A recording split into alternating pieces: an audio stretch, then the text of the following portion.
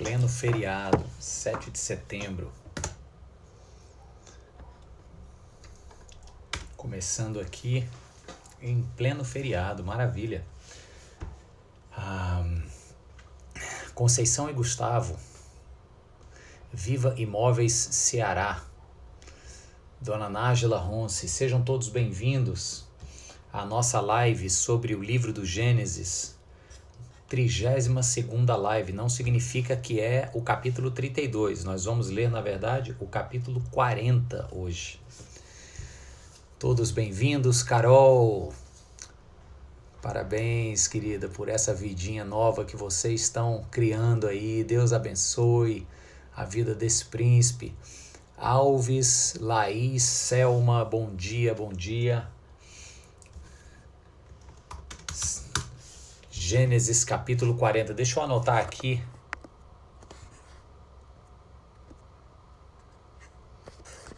Thalise, bom dia. Bom dia, Cláudio. Bom dia aí no Rio de Janeiro. Tiago, bom dia. Eu vou anotar aqui nos comentários Gênesis capítulo 40. Vamos ler o capítulo todo hoje. Não é tão grande, mas tem... Interessante. Fala, meu Deus, o que eu fiz aqui? Pronto. Dona Inês, bom dia. Juliana Valente, bom dia. Bom dia, Thalise, para você também. Estamos aqui no feriado, né? Vou deixar essa live gravada, muita gente está dormindo hoje até mais tarde. Na verdade, todas as lives estão gravadas, todas elas ficam na página do YouTube da igreja, no canal da igreja, e ficam aqui também no meu IGTV. Você pode ir lá depois e assistir ou enviar para alguém o link para a gente divulgar. A gente normalmente dá esses 2 minutinhos para o pessoal ir entrando. Vamos lá. Selma, bom dia. Antônio, acho que eu já falei. Liz Baby Kids, acho que é isso. Marlene. Bem, muito bom. Vamos lá, deixa eu acenar aqui para a Antônia e para a Marlene, que me deram a mãozinha. Aí eu retribuo. Quero ler então capítulo 40 do livro de Gênesis. Acompanha comigo a leitura. Eu vou ler direto porque é o capítulo todo, são 23 versículos, como eu disse, não é tão grande, mas é uma história que talvez você conheça e vale a pena lembrar. E você vai ver o que é que Deus quer falar com a gente hoje, o que é que sai de um capítulo como esse. Então preste atenção na leitura ou acompanha comigo Gênesis capítulo 40. Peraí, vou colocar aqui pertinho aqui do meu computador. Pronto. Bom dia aí para Liana, para Laudeci e para Rebeca e para o seu Valdir. Pronto. A partir de agora eu vou me dedicar aqui ao texto, tá? E depois a gente conversa e ora. Capítulo 40 do livro de Gênesis diz assim: Algum tempo depois, o copeiro e o padeiro do rei do Egito fizeram uma ofensa a seu senhor, o rei do Egito. O faraó irou-se com os 2 oficiais, o chefe dos copeiros e o chefe dos padeiros, e mandou prendê-los na casa do capitão da guarda, na prisão em que José estava. O capitão da guarda os deixou aos cuidados de José, que os servia. Depois de certo tempo, o copeiro e o padeiro do rei do Egito, que estavam na prisão, sonharam. Cada um teve um sonho, ambos na mesma noite, e cada sonho tinha sua própria interpretação. Quando José foi vê-los na manhã seguinte, notou que estavam abatidos. Por isso, perguntou aos oficiais do faraó, que também estavam presos na casa de seu senhor: Por que hoje vocês estão com um semblante triste? Eles responderam: Tivemos sonhos, mas não há quem os interprete. Disse-lhes José: Não são de Deus as interpretações? Conte-me os sonhos. Então o chefe dos copeiros contou o seu sonho a José. Em meu sonho vi diante de mim uma videira com 3 ramos. Ela brotou, floresceu e deu uvas que amadureciam em cachos. A taça do faraó estava em minha mão. Peguei as uvas e as espremi na taça do faraó e a entreguei em sua mão. Disse-lhe José: Esta é a interpretação. Os 3 ramos são 3 dias. Dentro de 3 dias o faraó vai exaltá-lo e restaurá-lo à sua posição, e você servirá a taça na mão dele como costumava fazer quando era seu copeiro. Quando tudo estiver indo bem com você, lembre-se de mim e seja bondoso comigo. Fale de mim ao faraó e tire-me desta prisão, pois fui trazido à força da terra dos hebreus e também aqui nada fiz para ser jogado nesse calabouço. Ouvindo o chefe dos padeiros essa interpretação favorável, disse a José: eu também tive um sonho. Sobre a minha cabeça havia 3 cestas de pão branco. Na cesta de cima havia todo tipo de pães e doces que o faraó aprecia, mas as aves vinham comer da cesta que eu trazia na cabeça. E disse José: esta é a interpretação. As 3 cestas são 3 dias. Dentro de 3 dias o faraó vai decapitá-lo e pendurá-lo em uma árvore, ou em outra tradução diz empalá-lo. E as aves comerão da sua carne. 3 dias depois era o aniversário do faraó, e ele ofereceu um banquete a todos os seus conselheiros. Na presença deles, reapresentou o chefe dos copeiros e o chefe dos padeiros. Restaurou à sua posição o chefe dos copeiros, de modo que ele voltou a ser aquele que servia a taça do faraó. Mas ao chefe dos padeiros mandou enforcar ou empalar, como José lhes dissera em sua interpretação. O chefe dos copeiros, porém, não se lembrou de José. Ao contrário, esqueceu-se dele. Ponto. Vamos parar aqui e vamos orar juntos agora? Vamos lá. Querido Deus, queremos pedir a tua orientação, orar para que o teu Espírito Santo fale conosco. Nessa segunda-feira, feriado aqui no Brasil, muitos ainda dormem, descansam, foram para a praia. Nós estamos aqui agora, Deus, ao vivo, tempo real, cientes de que o Senhor estará ministrando aos nossos corações. Por isso eu oro por esse entendimento, por ouvidos atentos. Oro também por aqueles que vão assistir depois, que sejam igualmente impactados pela tua palavra, Pai. Em nome de Jesus. Amém. Amém. Gente, como pregador da palavra de Deus, eu vou dizer para vocês uma coisa. Esse capítulo 40 do livro do Gênesis, ele é o tipo do capítulo difícil da gente falar qualquer coisa em cima dele. É um desafio para nós.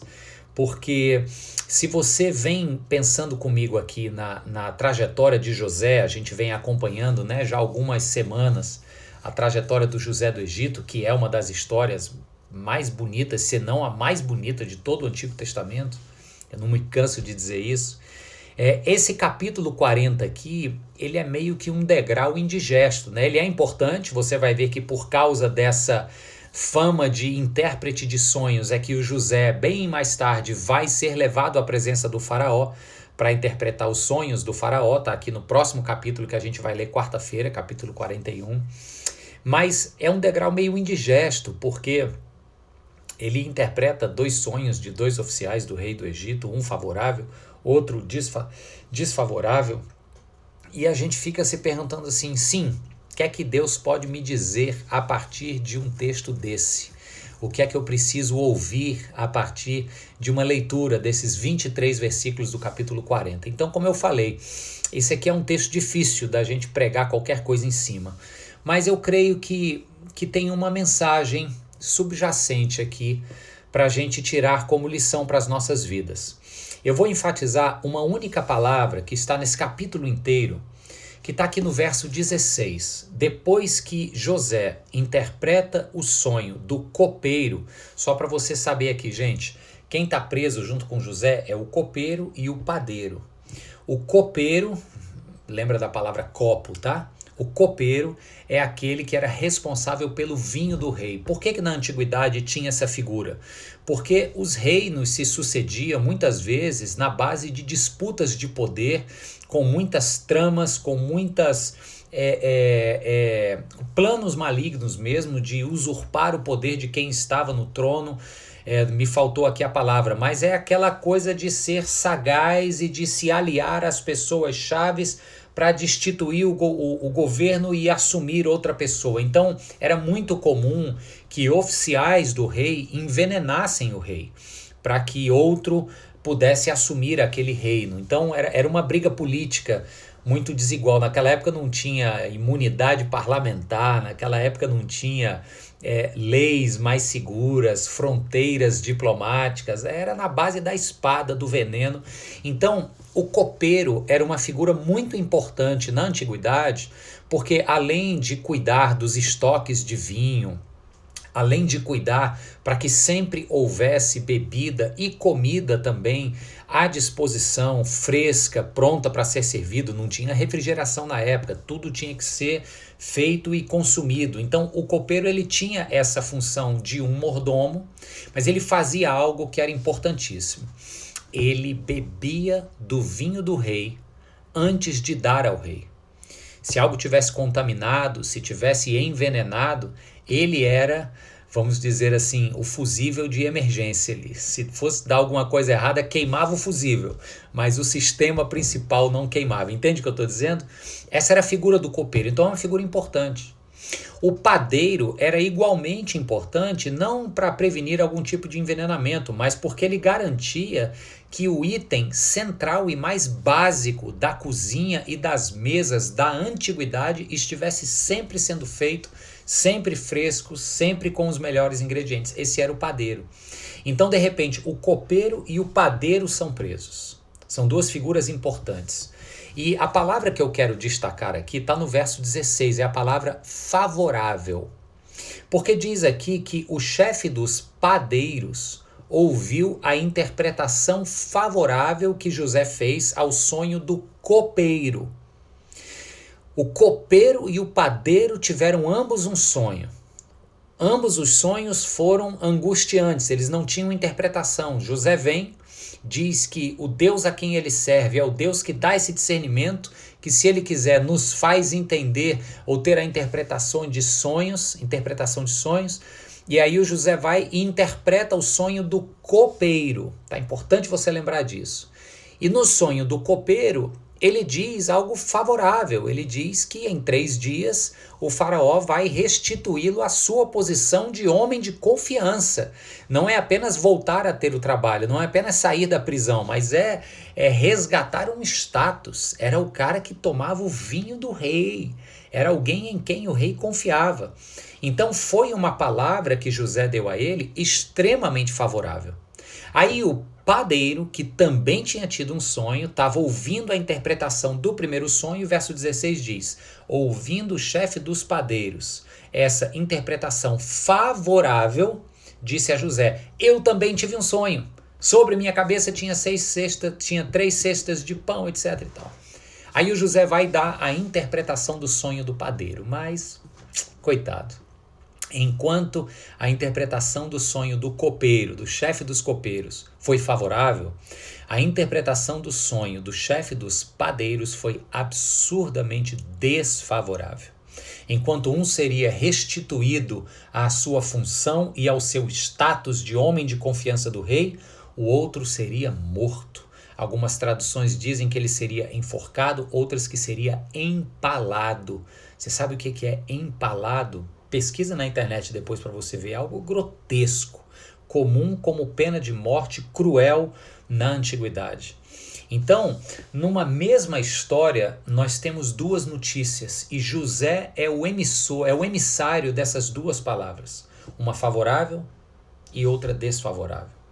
Uma palavra que gera alegria e outra que gera angústia, sofrimento. Um diagnóstico positivo e um diagnóstico negativo, ou seria um prognóstico, né? Uma palavra do que aconteceria na frente. Eu acho que a palavra correta é prognóstico. Promissor e outro angustiante e que anunciava que o fim do chefe dos padeiros estava próximo. Bem, aqui no verso 16, a ênfase que eu estou dando, diz que o chefe do padeiro, ouvindo a interpretação favorável, quis contar seu sonho porque ele também desejava uma interpretação favorável. E aqui a gente começa a desdobrar isso numa palavra aos nossos corações. Nós esperamos da vida palavras favoráveis, interpretações favoráveis.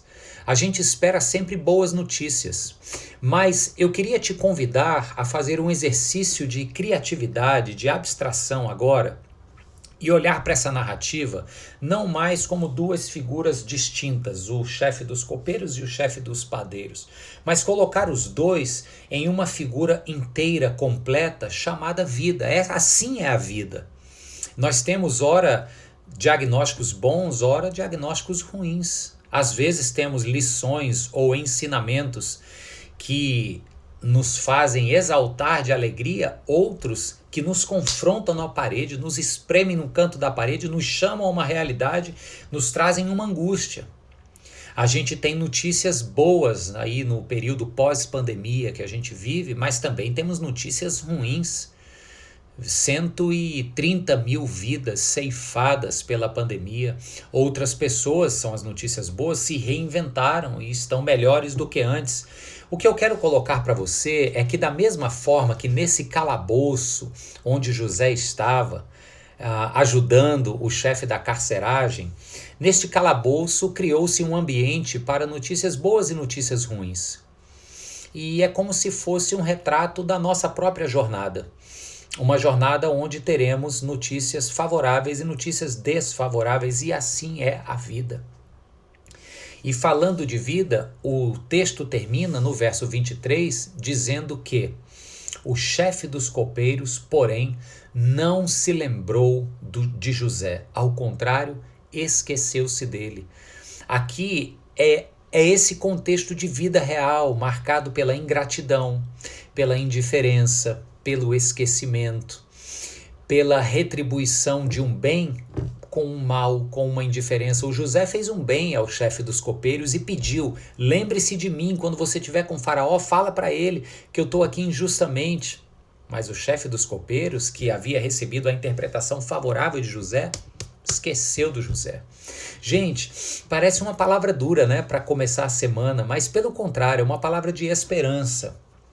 José não saiu do calabouço. José não foi lembrado.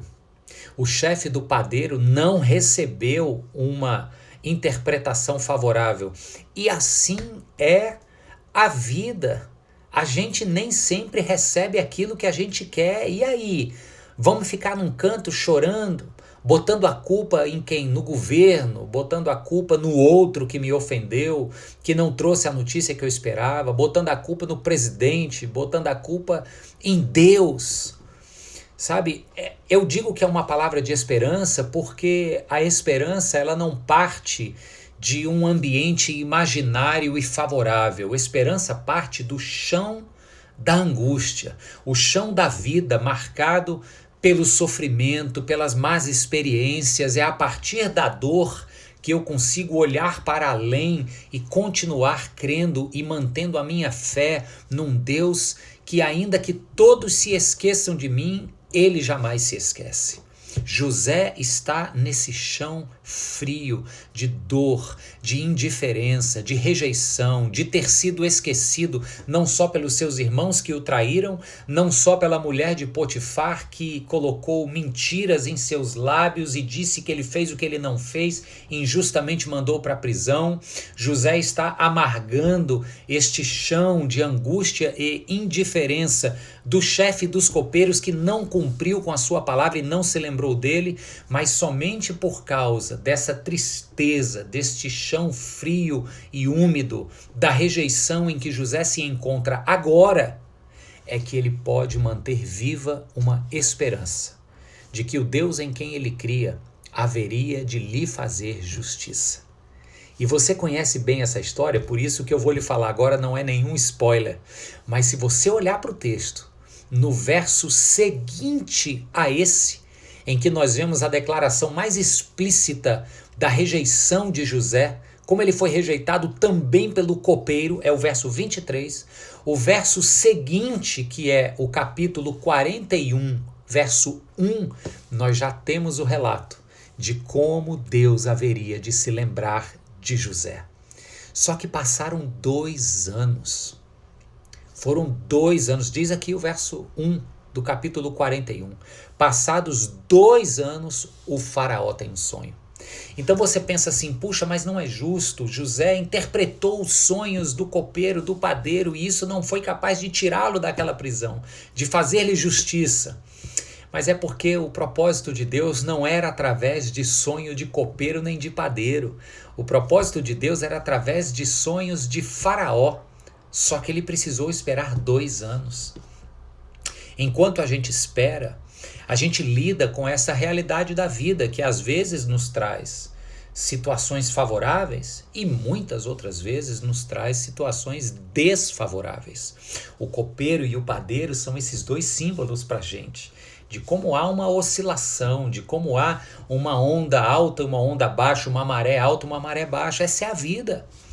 E eu volto à pergunta: qual tem sido a nossa postura nesse chão úmido, frio e às vezes pouco convidativo chamado vida? José ficou anos nesse lugar, talvez amadurecendo a sua fé e mantendo viva a sua esperança de que Deus não haveria de esquecê-lo.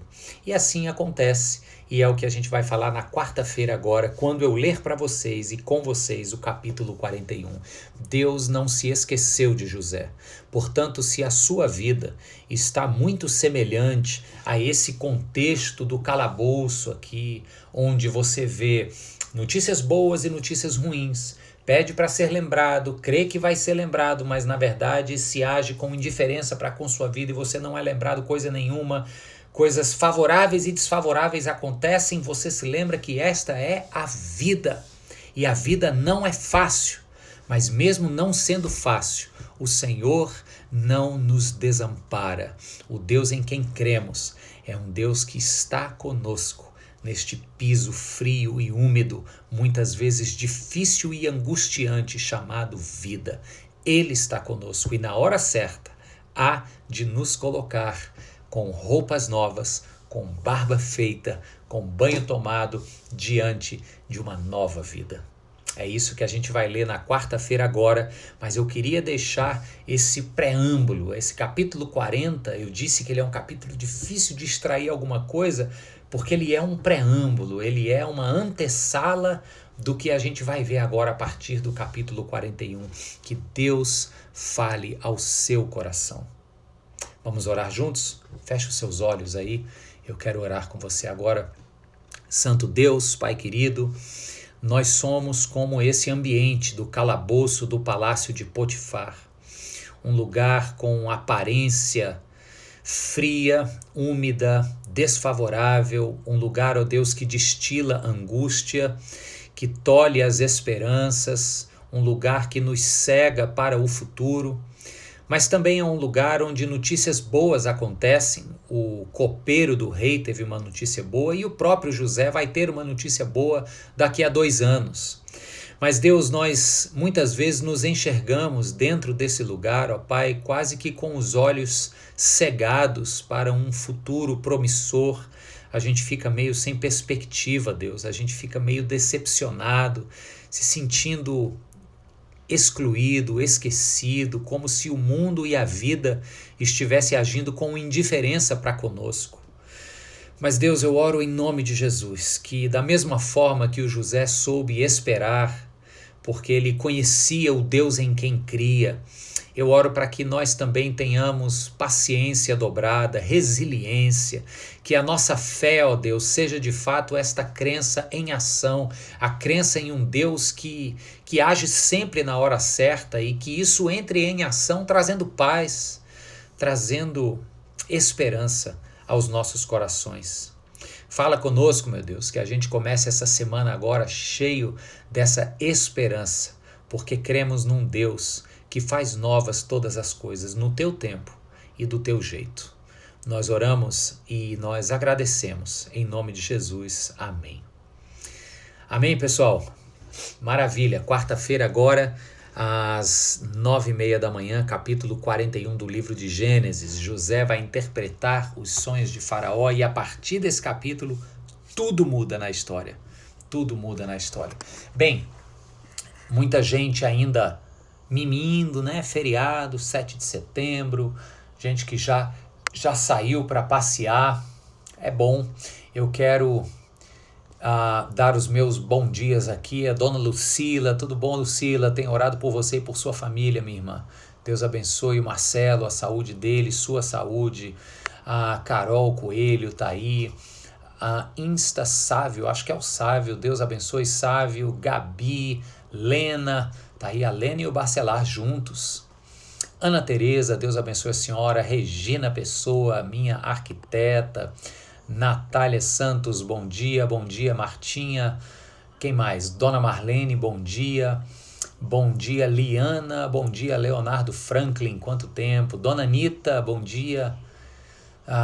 Quem mais? Antônia, já falei. Renata, bom dia, Renata. Dona Maísa, Carol.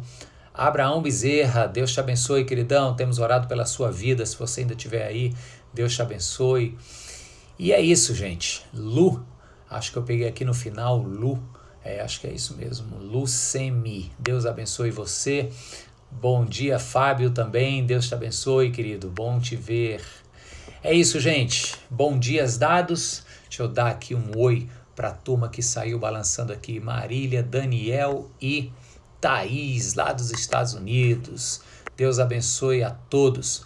Um cheiro, meu povo. Até o nosso próximo encontro, quarta-feira. E essa live aqui, para quem ficou dormindo, para quem entrou atrasado, já vai estar disponível lá no YouTube e aqui no meu canal do IGTV. Um beijo grande. Tchau, tchau.